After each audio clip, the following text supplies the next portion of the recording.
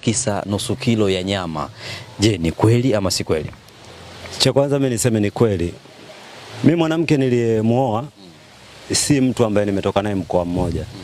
Nimekutana na mwanamke wa hapa Masasi.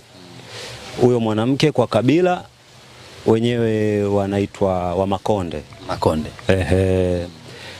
Lakini cha kushangaza kitu kikubwa kwenye hilo swala la nyama. Maana mtu anaweza kaelewa nyama labda nyama ni vipi?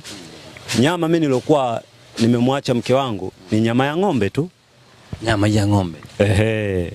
Unajua kwa kipindi hichi kwa mikoa ya kusini huku kama Mtwara asilimia nyingi tunategemea bahari.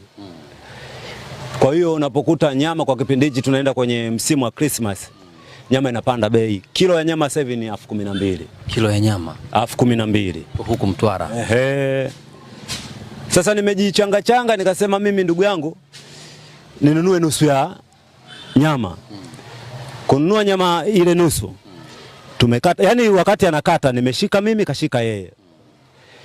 Tumekata tumepata vipande 12.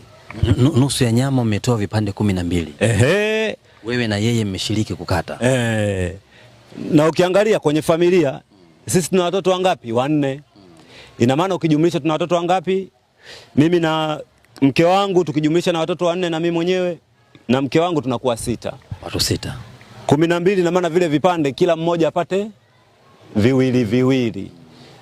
Mwisho wa siku imefika muda wa sasa wa kula na kutana vipande 5. Mmekata nyama vipande 12 kabla ya kupika. Muda wa kula umefika, mmekutana vipande 5.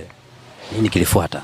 Kilichofuata namuuliza mwenzangu, sasa hivi vipande vilikuwa 12, vimebaki 5. Hivi 7 vimeenda wapi? Anambia nilionja.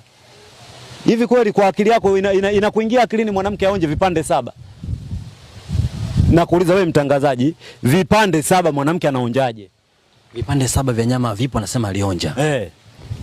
Ina maana kwenye watoto wale 4 tukijumlisha sisi wazazi vile vipande 6 hatuvipati, na maana vipande 5 mmoja anapelea.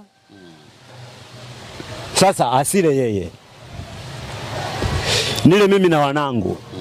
Nilichokifanya vilivyobaki hivi 5 mimi na wanangu tukala kimoja. Ili yeye asione kama sisi tumemnyima. Nilichoamua nikamwambia mama, hapa tulipofikia panatosha. Ukaandika taraka? Nikaandika kabisa, nikachukua kwa mkono wangu. Tena sio moja, taraka 3. Sitaki tena kumrejea. Kisa vipande 7 vya nyama. Si nimekwambia vilikuwa vipande 12 na kutana na kwenye muda wa kula vipande 5. Sasa kwa nini simwache? Kwa sababu sisi tuko watu 6. Vipande 12 tumekadiria sisi kwenye watu 6. Ina maana kila mtu anakula viwili.